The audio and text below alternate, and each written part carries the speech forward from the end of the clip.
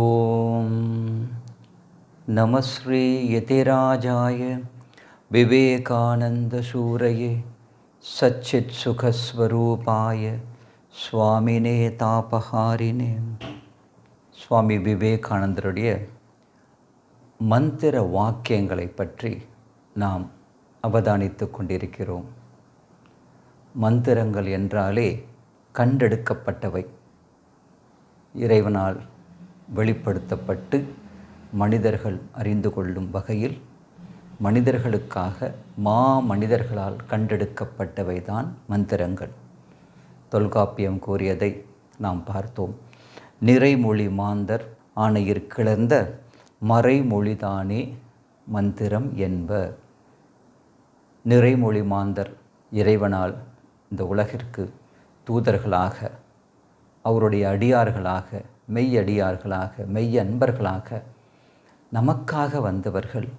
அவர்கள் கூறிய வார்த்தைகள், அவர்கள் கூறிய ஏதாவது ஒன்று அது நமக்குள்ளே இறங்கிவிட்டால், அடடா, முத்துச்சிப்பி, அதற்குள் ஒரு சிறு துகள், ஒரு துளி நீரோ அல்லது ஒரு சிறு துகளோ உள்ளுக்குள்ளே சென்று விட்டால் அந்த சிப்பி அதை சுற்றி சுற்றி ஒரு சாதாரண ஒரு சிறு துகளை முத்துச்சிப்பியாக மாற்றிவிடுகிறது.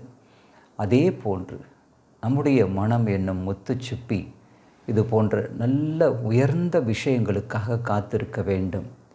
விவேகானந்த சுவாமிகள் போன்ற அருளாளர்கள் அது போன்ற விதைகளை, வீரிய விதைகளை விதைப்பதற்கு தயாராக இருக்கிறார்கள். முத்துச்சிப்பிக்கெல்லாம் மேலேயே சுற்றி கொண்டு இருக்காமல், கடற்கரையில் சுற்றி கொண்டு இருக்காமல், உள்ளே செல்லும் போது நமக்கான மந்திர வாக்கியம் எது, அதை நாம் புரிந்து கொள்வோம். அது அந்த ஒரு முயற்சியில், அந்த ஒரு பிரார்த்தனையோடு நாம் இந்த பிரயத்தனத்தை ஆரம்பிப்போம். சுவாமி விவேகானந்தருடைய மந்திர வாக்கியங்கள் எவ்வாறு உலக தலைவர்கள், அன்று காந்திஜி முதல் இன்று கலாம்ஜி வரை ஏதாவது ஒரு மந்திர வாக்கியங்கள் அவர்களுக்கு பிரதானமாக இருக்கின்றன. உதாரணத்திற்கு டாக்டர் கலாம்ஜி அவர்களுடைய பிரசித்தி பெற்ற வாக்கியம் கனவு காணுங்கள் என்பது. அந்த கனவு காணுங்கள் என்ற வாக்கியம் சுவாமி விவேகானந்தருடையது. ஆம், நீ 5 கருத்துக்களை எடுத்துக்கொள், அதை பற்றிய பேசு, அதை பற்றிய உரையாடு, அதை பற்றிய சிந்தித்து கொண்டிரு, அதை பற்றியே கனவு காண். இந்த கனவு காண் என்ற அந்த ஒரு மந்திர வாக்கியத்தை டாக்டர் அப்துல் கலாம் ஐயா அவர்கள் எடுத்துக்கொண்டு அதை உலக மக்களுக்கெல்லாம் கொடுத்தார். குறிப்பாக நமது இளைஞர்களுக்கு அதை கொடுத்து ஒரு பெரிய உத்வேகத்தை கொடுத்தவர் டாக்டர் அப்துல் கலாம் ஐயா அவர்கள். அதே போன்று ஒவ்வொருவருக்கும் ஒவ்வொரு மந்திர வாக்கியம் இருக்கின்றன. அந்த மந்திர வாக்கியம் என்ன? நீ சும்மா இருக்க மாட்டாயோ, நீ பேசாமல் இருக்க மாட்டாயோ, அது கூட ஒரு மந்திர வாக்கியம் என்பதை நாம் அருளாளர்களுடைய வாழ்க்கையில் நாம் பார்க்கிறோம். காதருந்த ஊசியும் வாராதுகான் கடைவழிக்கே மந்திர வாக்கியம். அதே போன்று அந்த காலத்தில் மட்டுமல்ல, இந்த காலத்திலும் சுவாமி விவேகானந்தர் போன்ற மனிதர்கள், இறை தூதர்கள், அருளாளர்கள், அவர் சொன்ன அந்த வார்த்தையை நாம் கேட்போம். சுவாமி விவேகானந்தர் மேலை நாடுகளில் கிட்டத்தட்ட 4½ ஆண்டுகள் இருந்தார் என்பது நமக்கு தெரியும்.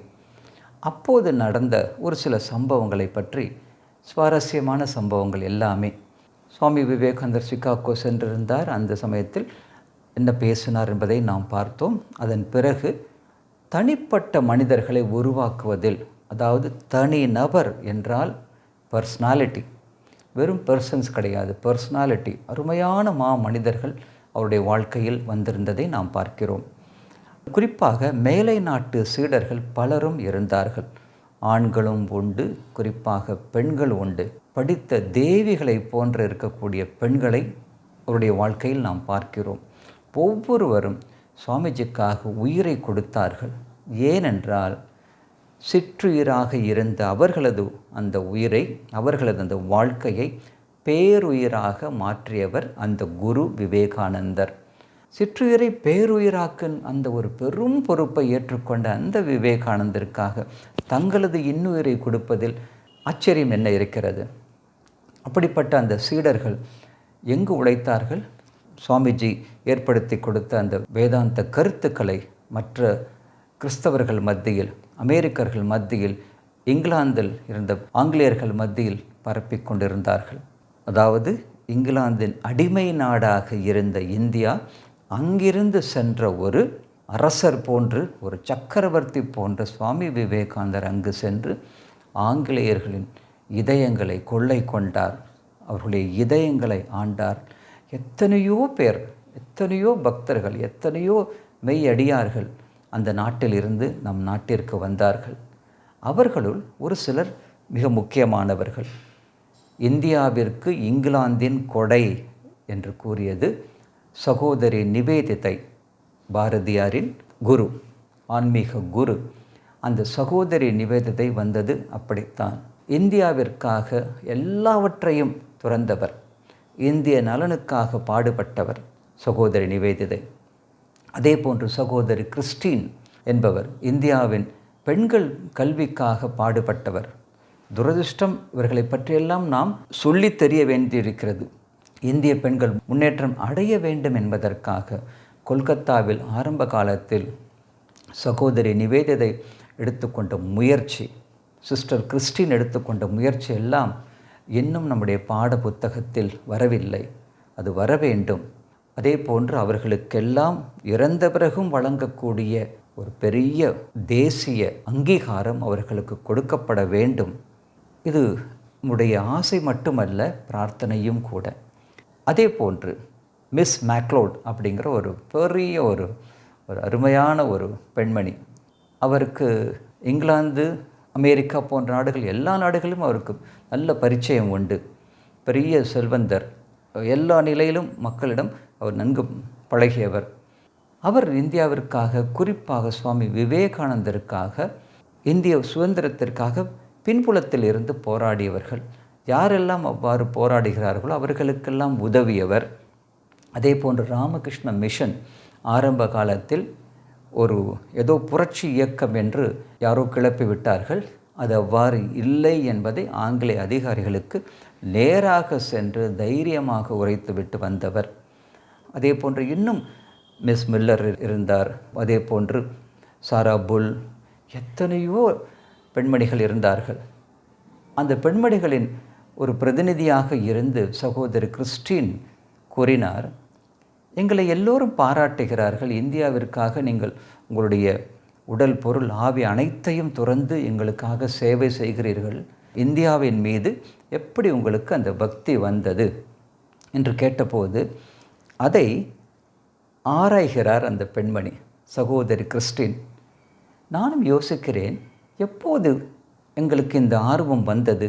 இந்த ஊற்றுக்கண், அதோடைய இந்த ஆர்வத்தின் ஊற்றுக்கண் எங்கு இருக்கிறது என்று பார்த்தால், எப்போது சுவாமி விவேகானந்தருடைய திருவாயிலிருந்து இந்தியா என்ற ஒரு வார்த்தை வந்ததோ அந்த கணம்தான் எங்களுக்கு ஆர்வம் வந்தது.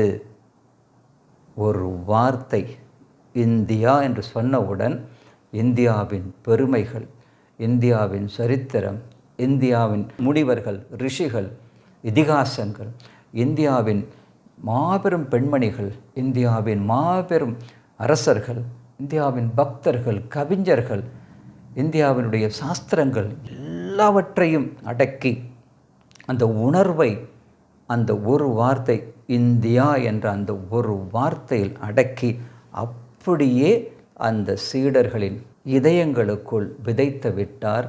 அது மந்திர வாக்கியம். இது சொல்வது சகோதரி கிறிஸ்டின். அடுத்து மிஸ் மேக்லோட். அந்த அம்மா நல்ல ஒரு உயர்ந்த பெண்மணி, அதிகார தோற்றம் மிக்கவர். அவர் சுவாமிஜிக்காக எல்லாவற்றையும் செய்வதற்கு தயாராக இருந்தார். அவர் நேரடியாக பேசக்கூடியவர், சுவாமிஜியிடம் கம்பீரமாக பேசுவார்.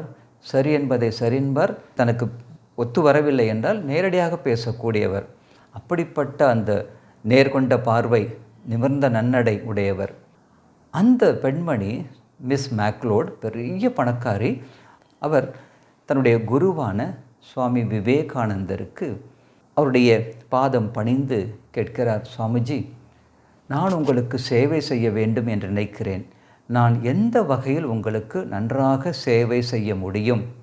தயவுசெய்து கூறுங்கள், அதன்படி நான் செய்கிறேன். அந்த சமயத்தில் இது செய் அது செய் என்று சொல்லியிருந்தால் சாதாரண குரு.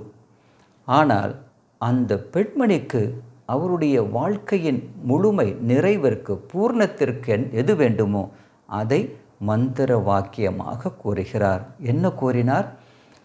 மிஸ் மேக்ரோடு மூலமாக இந்தியாவிற்கு பல நன்மைகள், பல ஆதரவுகள் இங்கிலாந்திலிருந்தும் அமெரிக்காவிலிருந்தும் அங்கே இருக்கக்கூடிய பெரிய பெரிய தலைவர்கள், பெரிய அரசியல் நிபுணர்கள், அதிகாரத்தில் இருப்பவர்களுக்கெல்லாம் இந்தியாவின் உண்மை நிலையை புரிய வைக்க வேண்டும் என்பதற்காக அவர் சொன்னார், சிஷ்யை கேட்கிறாள் பாதம் பணிந்து, நான் எவ்வாறு உங்களுக்கு சேவை செய்ய வேண்டும்? குரு, உத்தம குரு சொல்கிறார், பெரிய பணக்காரி என்று சொன்னேன், பெரிய இன்ஃப்ளூயன்ஷியல் லேடி, செல்வமும் செல்வாக்கும் மிக்கவர். அவர் சொன்னது என்னவென்றால் ஒரே வார்த்தை, உங்களுக்கு எவ்வாறு சேவை செய்ய வேண்டும்? என்னால் முடியும் என்று கேட்டதற்கு, லவ் இந்தியா, இந்தியாவை நேசி. என்ன ஒரு அருமையான வார்த்தை! அங்கு இந்தியா என்று சொன்னவுடன் உணர்வுகள் உள்ளே சென்றன. இங்கு இந்தியாவை நேசி என்றார்.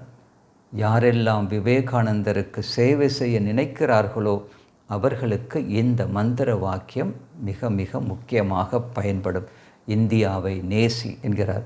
அதன் பிறகு இதை சொல்லி கிட்டத்தட்ட 45 ஆண்டு காலம் பல்வேறு விதமாக ராமகிருஷ்ண மிஷனுக்கு, இந்திய தலைவர்களுக்கு, இந்தியாவின் பெண்கள் முன்னேற்றத்திற்காக நிதி உதவி தந்தார்.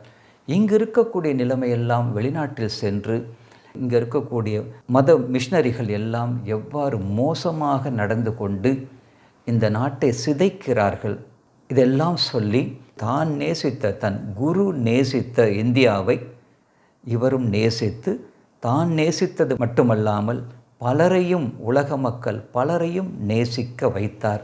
அது மந்திர வாக்கியத்தின் ஒரு விஸ்தாரணம். அதன் பிறகு சரி, இந்தியாவை நேசி என்று சொன்னார். இன்னொரு தனது சக சீடருக்கு சுவாமிஜி சொன்னது, இந்தியாவை மறந்துவிடு என்று சொன்னார். அது என்ன, இங்கு இந்தியாவை நேசி என்கிறார், அங்கு இந்தியாவை மறந்துவிடுன்னு சொல்கிறாரே. அதுவும் உலக நன்மைக்காகத்தான், இந்தியாவின் நன்மைக்காகத்தான். என்ன நன்மை அது?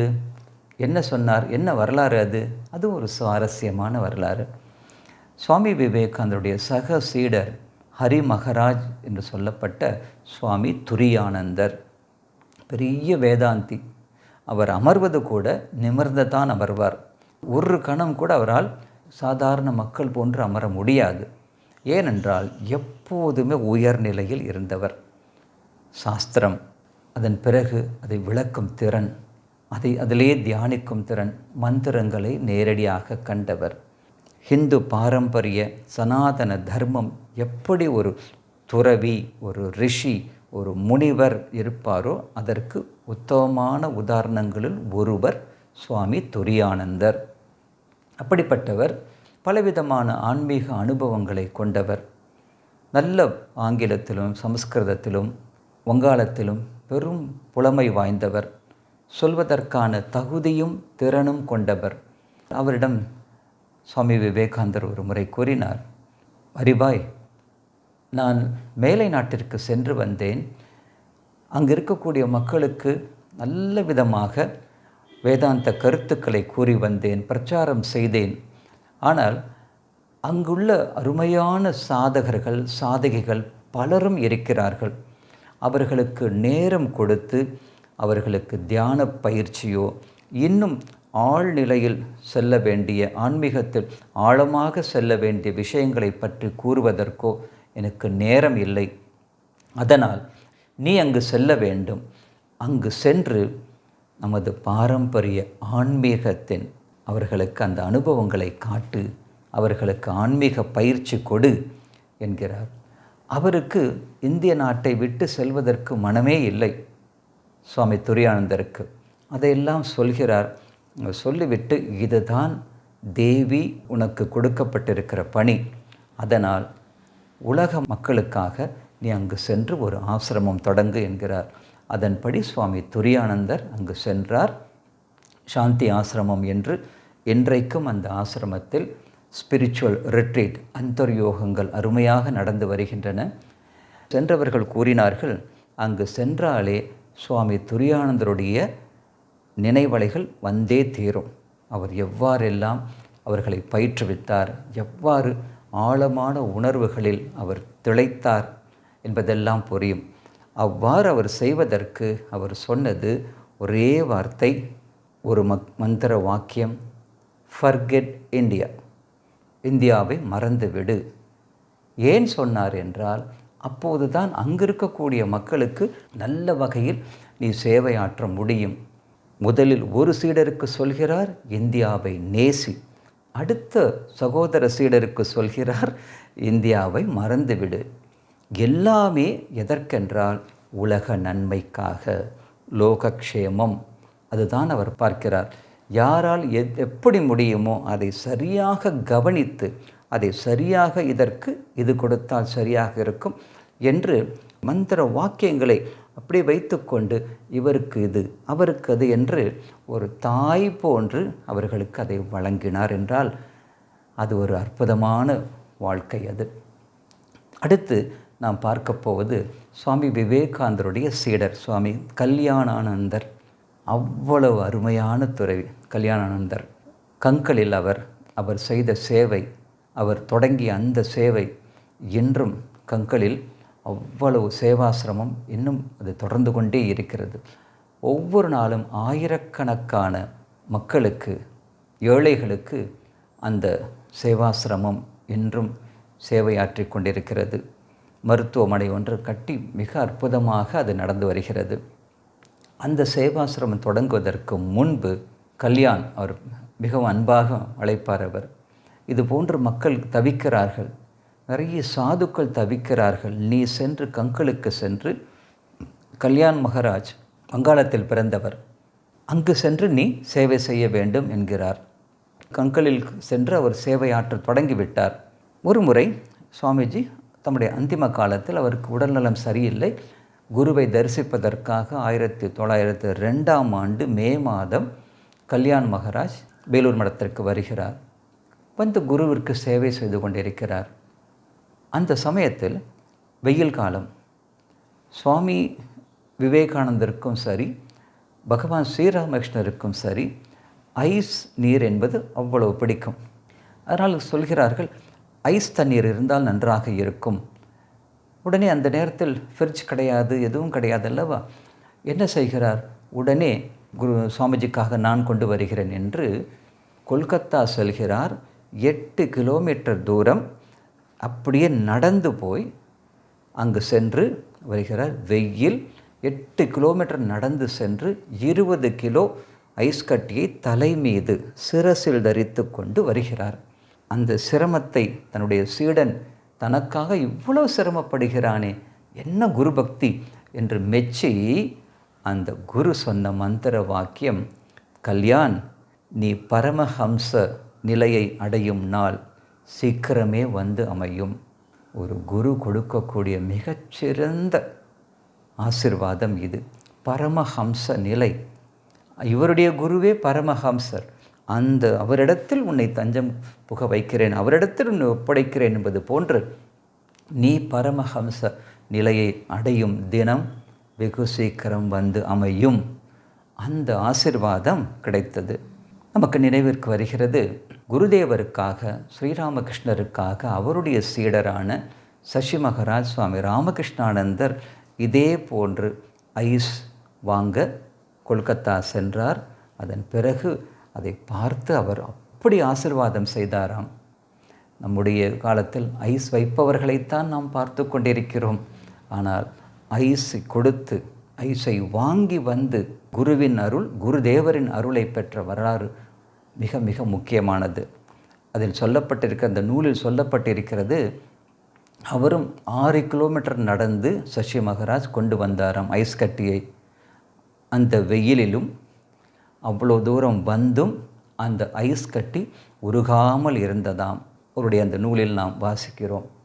இப்படி இந்த கல்யாண் மகாராஜுக்கு இப்படி ஒரு ஆசீர்வாதம் கொடுத்து அதன் பிறகு சுவாமிஜி மறைந்து விடுகிறார். இவர் அங்கு கல்யாண் மகராஜ் போகும்போது, நீ அங்கு சேவை செய்ய வேண்டும். சேவை என்றால் எப்படி? மக்களை தெய்வமாகவே பார், வேறு எந்த இதையும் அங்கு பார்க்க வேண்டாம் என்று சொல்லி ஆசீர்வாதம் செய்தார். அவரும் நிச்சயானந்தர் 2 பேருமே சென்று அவ்வளவு சேவை செய்தார்கள். சில இடங்களில் நிச்சய மகராஜ் என்பவர் இன்னொரு சீடர், விவேகானந்தருடைய சீடர், அவர் ஒருத்தருக்கு வயிற்றுப்போக்கு தொடர்ச்சியாக போய்கொண்டிருக்கிறது. தெருவில் கிடக்கிறார் அந்த முதியவர், யாருமே இல்லை, தெருவில் கிடக்கிறார். இப்போ நமக்குன்னா உடனே ஃபோன் பண்ணி இப்படி இருக்குன்னு சொல்கிறதே பெரிய ஒரு சேவையாக நினைத்து கொண்டிருக்கிறோம். அவர் அந்த முதியவரை அப்படியே தூக்கி கொண்டு, அவர் இராணுவத்தில் இருந்தவர் நிச்சய மகராஜ், அப்படியே தூக்கி கொண்டு இந்த தோளில் அப்படியே சுமந்து கொண்டு வருகிறாராம். அப்படி வந்து நேராக ஆஸ்பத்திரிக்கு, அதாவது ராமகிருஷ்ண மிஷன் ஆஸ்பத்திரிக்கு கொண்டு வருகிறார். தெருவில் கிடந்த ஒருவர், அதுவும் இப்படியே வயிற்றுப்போக்கு இருக்குது, இன்னும் போய்கொண்டே இருக்கிறது. அது எதையுமே பாராமல், ஜீவ சேவையே சிவசேவை, என்னுடைய குருநாதர் எனக்கு காட்டி கொடுத்திருக்கிறார், அதையே நான் செய்வேன் என்று அப்படியே கூட்டி வந்து அவருக்கு ஆரோக்கியம் பெறச் செய்தார். அப்படி 2 பேரும் இவ்வாறு தொடர்ச்சியாக சேவை செய்து வந்ததால், சேவை செய்வதற்கு ஒரு வாக்கியம், நீ இனிமேல் சொந்த மாநிலத்தை மறந்து விடு, ஃபர்கெட் பெங்கால்.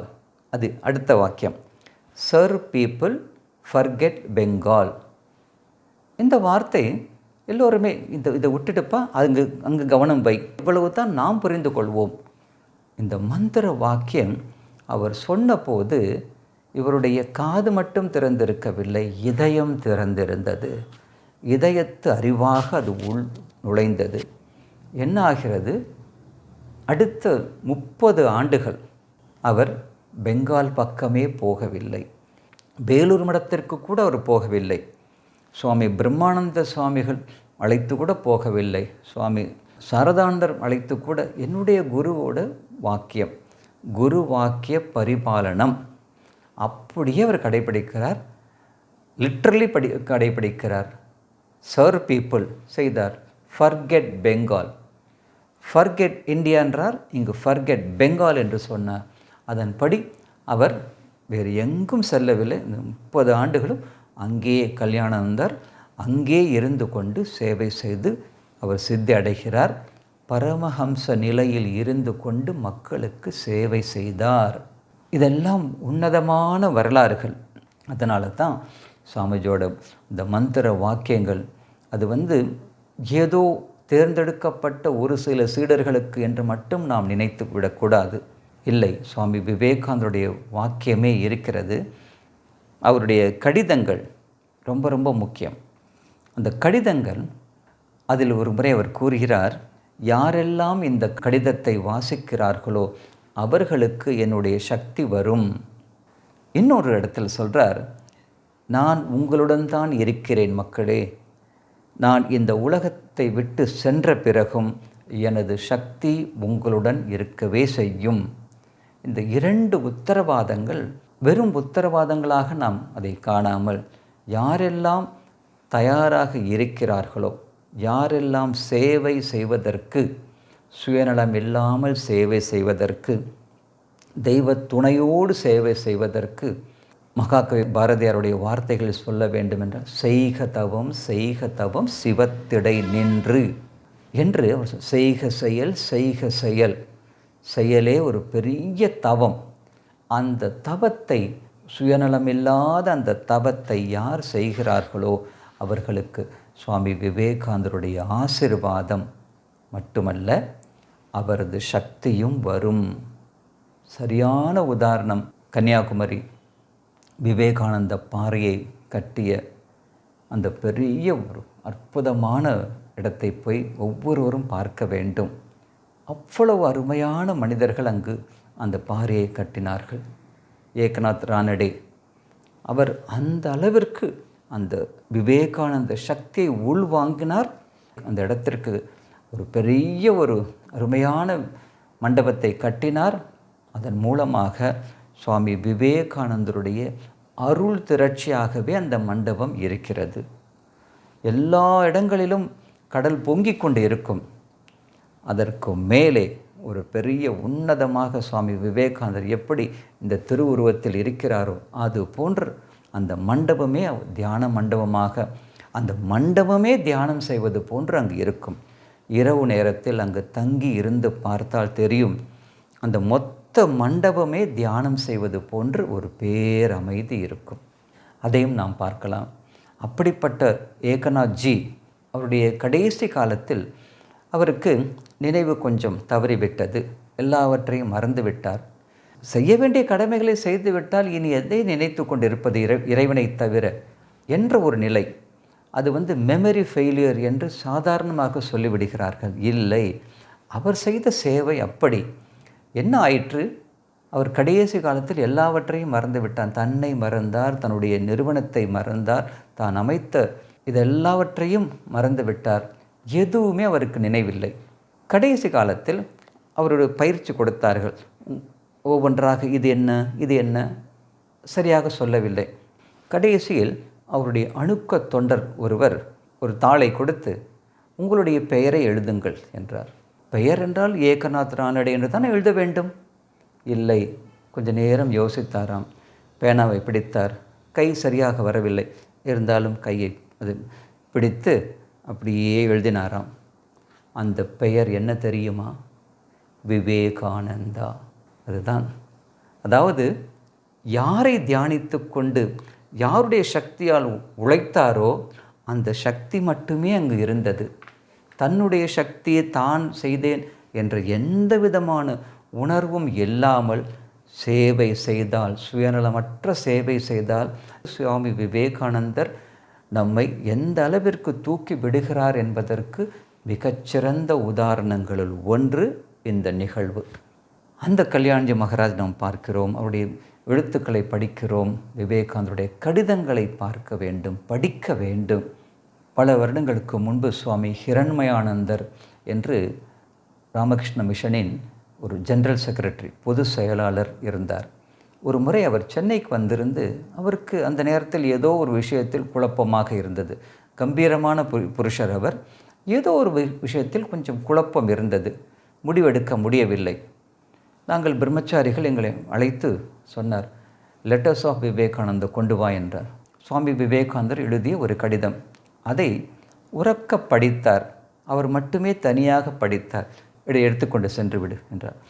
படிப்பதற்கு முன்பு அவர் முகத்தில் இருந்த ஒரு சிறு வாட்டம், சிறு குழப்பம் படித்த பிறகு அவருடைய ஒரு மேன்மை, ஒரு கம்பீரம் தெரிந்ததை நேரடியாகவே பார்த்தோம். அதாவது யாரெல்லாம் இந்த கடிதத்தை வாசிக்கிறார்களோ அவர்களுக்கு என்னுடைய சக்தி வரும் என்று, அதுவும் ஒரு மந்திர வாக்கியமாகவே சுவாமி விவேகானந்தர் கூறியதை நாம் இங்கு கவனிக்க வேண்டும். அடுத்து ஒரு சாதாரண ஒரு கேள்வி. மன்மத்நாத் கங்குலி என்ற ஒரு சாமிஜியோட சீடர், இல்லற சீடர். அவர் சரளமாக பேசுவார் சாமிஜியிடம். அப்படி பேசும்போது குரு, மிகச்சிறந்த சீடர்களுக்கு குரு எப்படி இருந்தார் என்பதை பார்த்தோம்.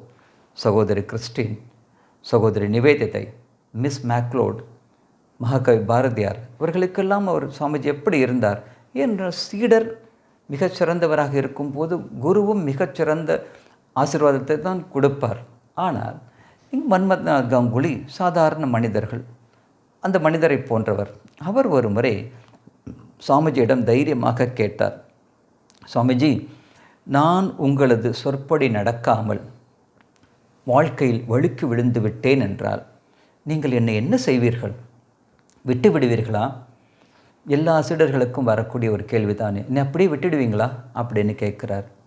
சுவாமிஜி அப்படி கம்பீரமாக அவரை பார்த்து விட்டு, மகனே, நீ எங்கு சென்றாலும், எந்த நிலையில் நீ இருந்தாலும், எந்த ஆழத்திற்கு நீ சென்றாலும் அங்கேயே வந்து உன் குடுமியை பிடித்தாவது இழுத்து உன்னை மேலே கொண்டு வருவது என் கடமை.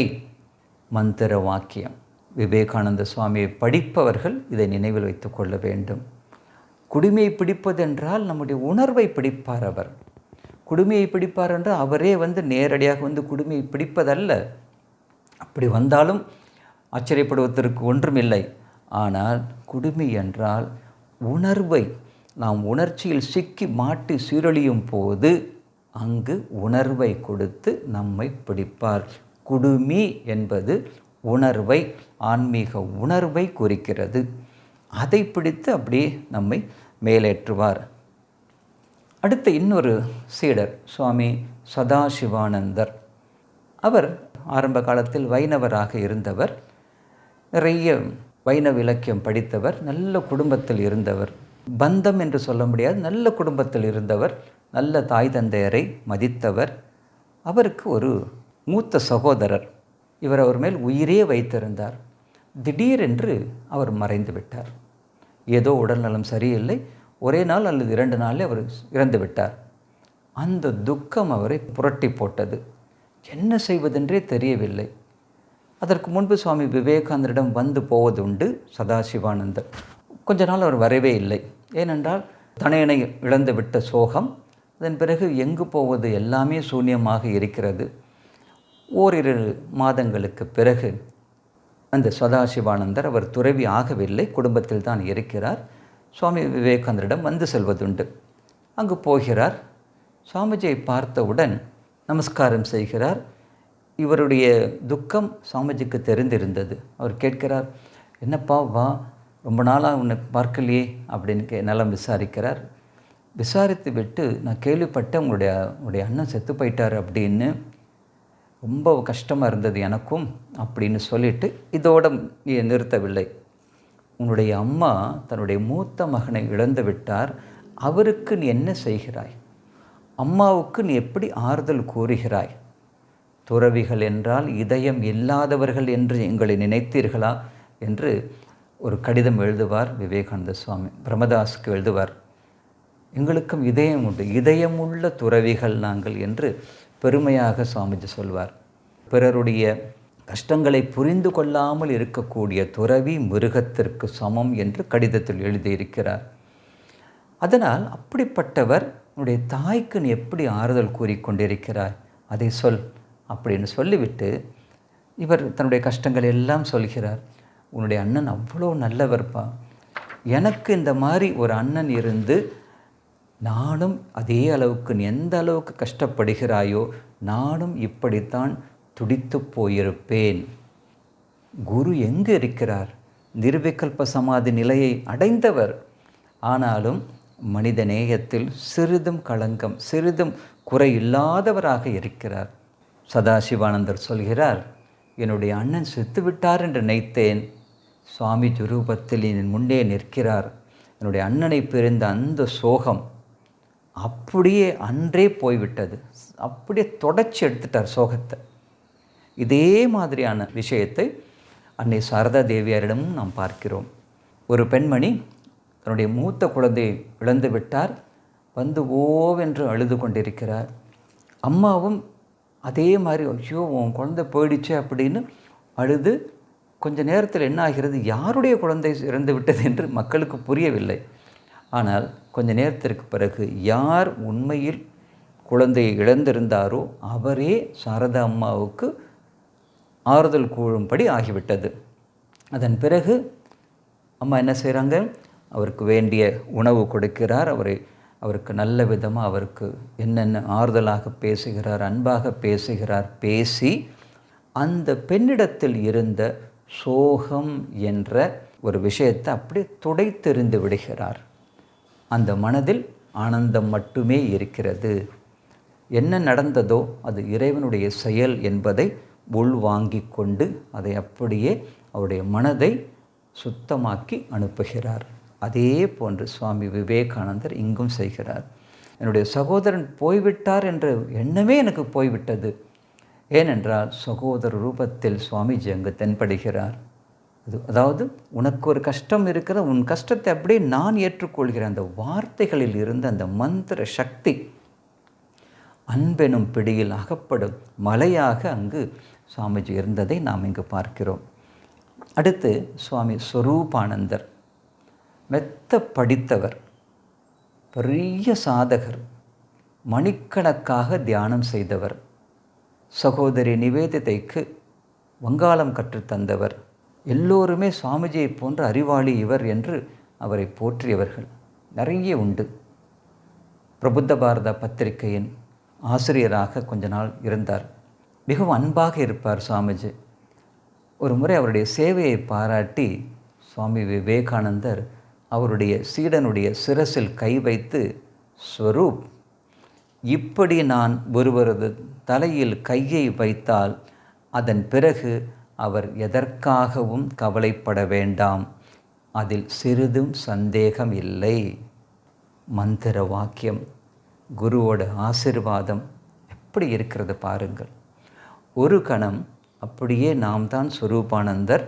நம்முடைய சிரசின் மீது சுவாமி விவேகானந்தர் தமது அருட்கரத்தை வைத்து, இப்படி நான் கை வைத்தால், ஒருவரது தலையில் கை வைத்தால் அவர் எதற்கும், ஆன்மீக வாழ்க்கையில் அவர் எதற்கும் கவலைப்பட வேண்டியதில்லை, இதில் சந்தேகமே இல்லை என்று நாம் ஒவ்வொருவருடைய சிரசிலும் சுவாமி விவேகானந்தர் கரம் வைத்து ஆசிர்வதிக்கிறார் என்று கற்பனை செய்து பாருங்கள்.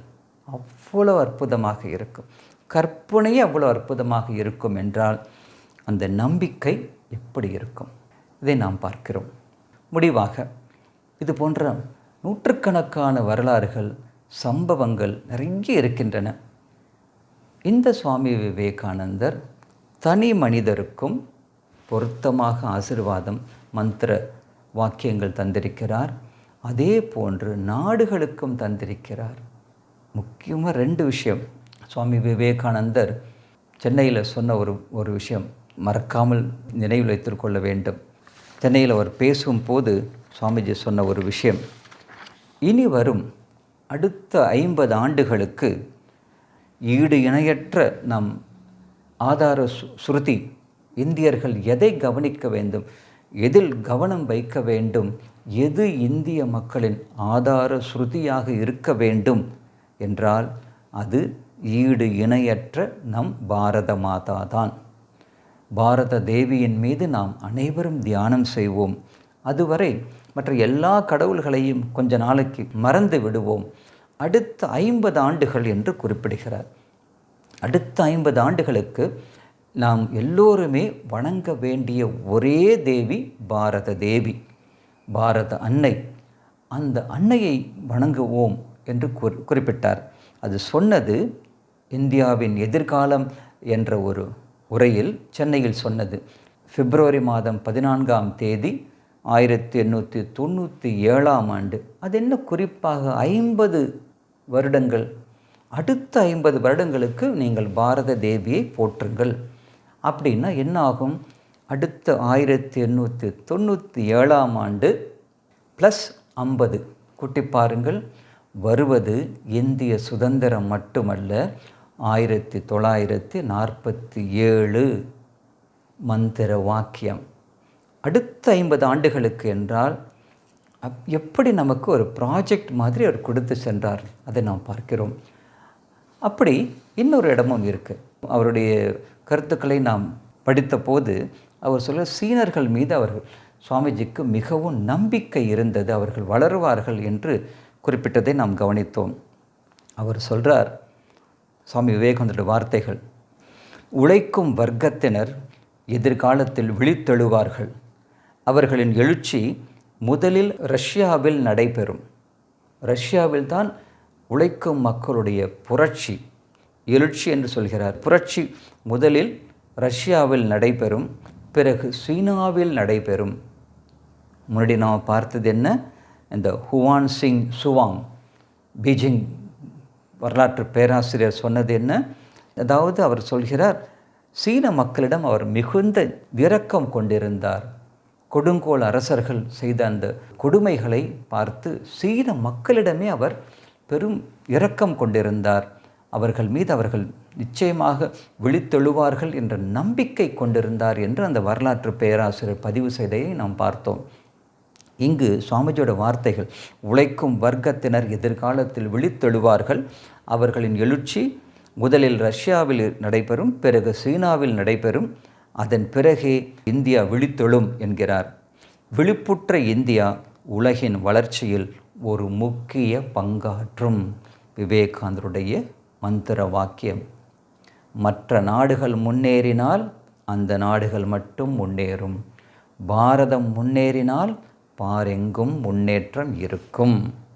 அதனால்தான் மற்ற நாடுகள் பெரிய பெரிய சுறா மீன்களாக இருக்கக்கூடிய நாடுகள் நம் நாடு வளராமல் இருப்பதற்கு என்னென்ன முட்டுக்கட்டைகளை போட வேண்டுமோ அதை போட்டுக்கொண்டே இருக்கின்றன. நம்முடைய மக்களும் அதை புரிந்து கொண்டு ஒவ்வொரு முட்டுக்கட்டையையும் நாம் தகர்த்தெறிய வேண்டும். தனி மனிதர் ரூபத்திலும் சரி, அல்லது இதில் ஜாதி மத பேதம் எல்லாவற்றையும் நீக்கி பாரதத்தில் இருப்பவர்களுக்கு இது ஒரு பெரிய ஒரு சவாலாக இருக்கிறது. சுவாமி விவேகானந்தர் இந்த சவாலை சந்திக்கக்கூடிய எல்லா சக்தியையும் தருகிறார். கடைசியில் சுவாமிஜியை சொன்ன ஒரு வாக்கியம், அதற்கு முன்பு ஸ்ரீ அரவிந்தர் சொன்னதை நாம் ஒரு நிமிடம் தியானம் செய்துவிட்டு அதை நாம் இந்த உரையை நிறைவு செய்வோம். ஸ்ரீ அரவிந்தர் சொல்கிறார், கவனித்து பாருங்கள், சுவாமி விவேகானந்தர் என்றும் வாழ்கிறார். சொன்னது ஒரு மகா ரிஷி. அவர் என்றும் வாழ்கிறார்.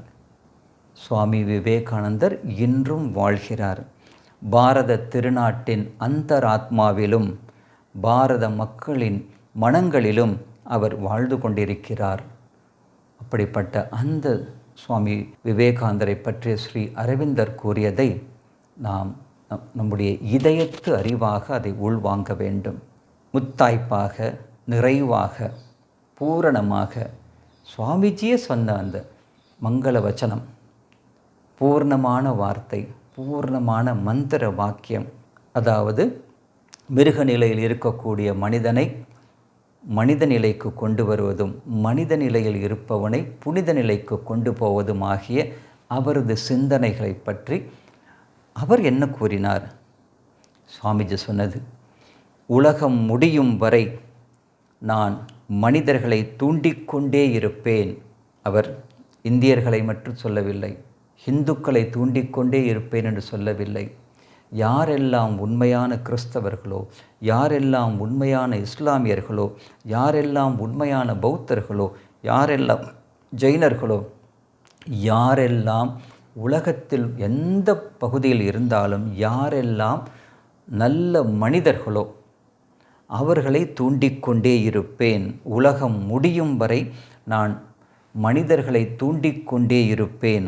அவர்கள் அத்தனை பேரும் தாங்கள் இறைவனிடம் ஒன்றுபட்டிருப்பதை உணரும் வரை நான் உழைத்து கொண்டே இருப்பேன். மனிதர்கள் என்றால் அவர் விலங்கிலிருந்து பிறந்தவன் அல்ல, இறைவனிடத்திலிருந்து தோன்றினோம். சிறிது காலம் இந்த உலகத்தில் கடமையாற்றுவோம், மீண்டும் இறைவனிடமே சென்றுவிட வேண்டும். அந்த ஒரு உன்னதமான விஷயத்தை நாம் மீண்டும் ஒரு முறை அதை வாசிப்போம், அதையே நாம் சுவாசிப்போம். சுவாமிஜி சொன்னது, உலகம் முடியும் வரை நான் மனிதர்களை தூண்டிக்கொண்டே இருப்பேன். அவர்கள் அத்தனை பேரும் தாங்கள் இறைவனுடன் ஒன்றுபட்டிருப்பதை உணரும் வரை நான் உழைத்து கொண்டே இருப்பேன். இந்த ஒரு விஷயத்தை ஸ்ரீ அரவிந்தர் என்ற மகா யோகி அவர் சொன்னது. விவேகானந்தர் என்றும் வாழ்கிறார். அந்த நம்முடைய மனசு தயாராக இருந்தால் அந்த பிம்பம் நிச்சயமாக தெரியும். அவருடைய ஆசீர்வாதம் நம் எல்லோருக்குமே இருக்கின்றது. அதை நாம் பயன்படுத்தி கொள்ள வேண்டும், தக்க வைத்து கொள்ள வேண்டும் என்ற ஒரு பிரார்த்தனையுடன் விவேகானந்தருடைய இந்த மந்திர வாக்கியங்கள் நமக்காக காத்து கொண்டிருக்கின்றன. நாம் தயாராக இருந்தால் நமக்கான மந்திர வாக்கியம் நிச்சயமாக நமக்குள் இறங்கும். அதை சரியாக இறக்குவார் சுவாமி விவேகானந்தர். ஓம் சாந்தி சாந்தி சாந்தி. ஹரி ஓம் தத்சத். ஸ்ரீராமகிருஷ்ணார்பணமஸ்து.